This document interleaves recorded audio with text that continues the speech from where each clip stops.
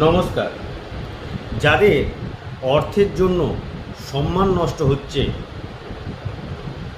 প্রচুর ধার দেনা হয়ে গেছে, কোনো রকম ঋণমুক্ত হতে পারছেন না, ঋণের জালে জড়িয়ে পড়ছেন, সবাই টাকা উদ্ধারের জন্য আপনাকে ফোন করছে, বিরক্ত করছে, এই অর্থের জন্য যাদের সম্মান নষ্ট হচ্ছে তাদের জন্য আজকে আমি একটি ক্রিয়া বলে দেবো।